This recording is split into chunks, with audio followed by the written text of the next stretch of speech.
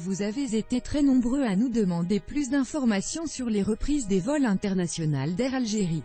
Alors on a décidé de faire cette vidéo pour vous donner un peu plus de précision sur cette reprise. Et au même temps vous donner plus de précision sur la reprise des demandes de visa. Et la réouverture du centre VFS Global qui aura lieu ce dimanche 28 juin. Toutes ces informations tout de suite après notre petit générique.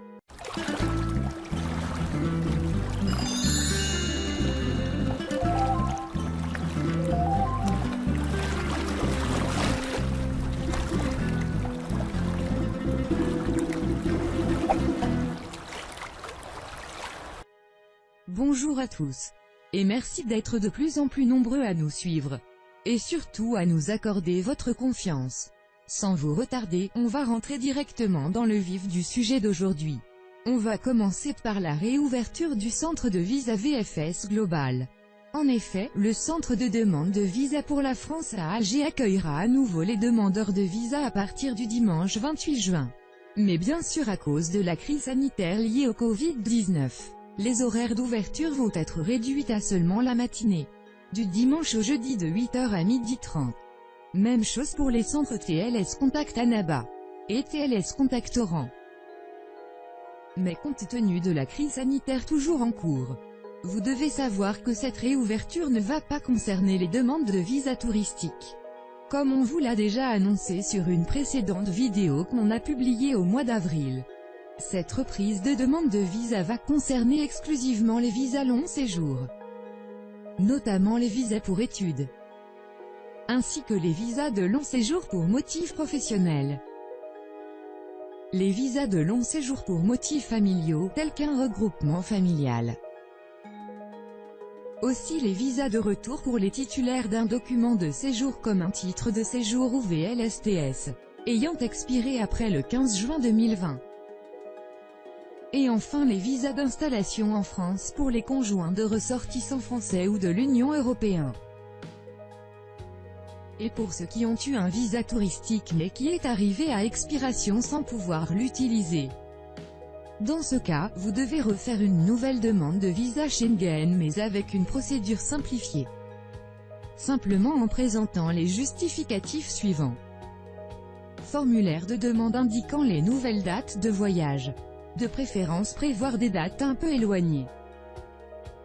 De photos d'identité récentes. Votre passeport avec la photocopie de la première page et de la page contenant le visa délivré mais que vous n'avez pas utilisé. On veut juste attirer votre attention sur ce dernier point. Visa non utilisé. Cela veut dire que vous n'avez pas voyagé avec ce visa. Par contre, les personnes qui ont obtenu un visa de 6 mois par exemple, et ils ont voyagé avec ce visa au début de l'année ou à la fin de l'année dernière. Même si c'est juste pour un voyage de seulement quelques jours. Dans ce cas, leur visa est considéré comme étant utilisé. Donc ils ne pourront pas bénéficier d'une nouvelle demande simplifiée.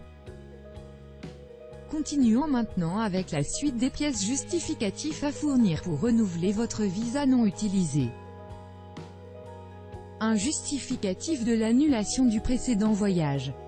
Ça peut être un message de l'agence de voyage ou de l'organisateur de l'événement en France. Ou tout simplement l'annulation de votre billet d'avion. Justificatif du nouveau voyage envisagé.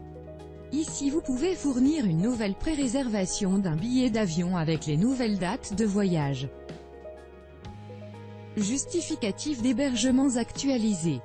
Soit une réservation d'hôtel ou bien une attestation d'accueil. Bien sûr avec les mêmes dates que la pré-réservation du billet d'avion. Et enfin une assurance médicale de voyage actualisée.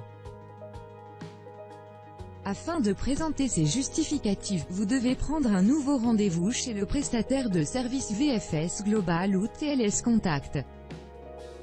Sachez aussi que les frais de renouvellement du visa non utilisé sont gratuits. Il y a une chose très importante que vous devez savoir aussi. En cette période de crise sanitaire, la délivrance éventuelle d'un visa ne vous garantit pas la possibilité d'entrer dans l'espace Schengen.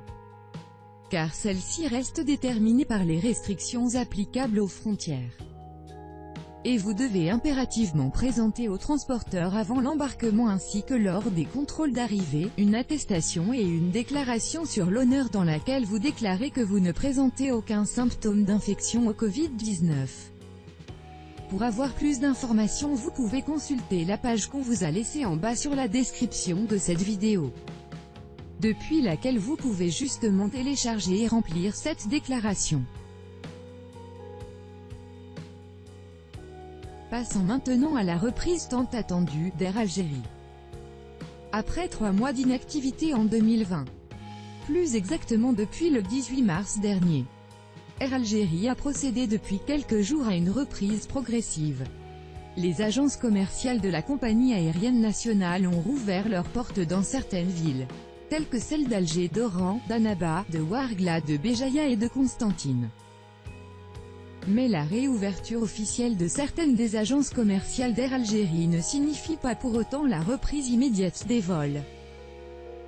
En effet, selon le chargé de communication de la compagnie, Amin Andalousi, qui a expliqué que la date de redémarrage de l'activité commerciale et des vols réguliers n'est pas encore décidée.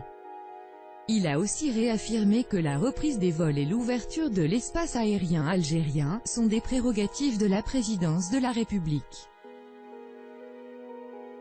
Donc la réouverture de ces agences commerciales, c'est principalement pour permettre aux clients de la compagnie qui ont été impactés par la pandémie du coronavirus de modifier la date de leur voyage ou de changer de destination, ou encore de se faire rembourser. Même si Air Algérie annonce des tarifs promotionnels pour ce mois de juillet, mais ils sont exclusivement destinés aux personnes ayant un visa long séjour ou un titre de séjour. Par contre, si vous avez un visa touristique, on vous conseille de ne pas vous précipiter vers les agences d'Air Algérie pour réserver un billet. Car non seulement le billet ne vous sera probablement pas vendu, mais aussi parce que l'entrée en France vous sera certainement refusée. Et même dans le cas où Air Algérie décide de reprendre son activité, ça va se faire de manière très progressive, avec seulement 20 à 30% de son programme habituel. Donc, vous l'aurez compris, pas de voyage touristique pour ce début juillet. Mais dès qu'il y aura des changements, bien sûr on vous tiendra au courant. On vous remercie de nous avoir prêté votre attention. Et on espère vous avoir un peu éclairé sur cette reprise des demandes de visa et des vols d'Air Algérie. N'oubliez pas de nous encourager avec un petit like, simplement en cliquant sur le petit pouce bleu. Et de vous abonner à notre chaîne si vous ne l'êtes pas encore. En attendant, on vous invite à découvrir nos autres publications qui sont affichées. Et on vous dit à très bientôt.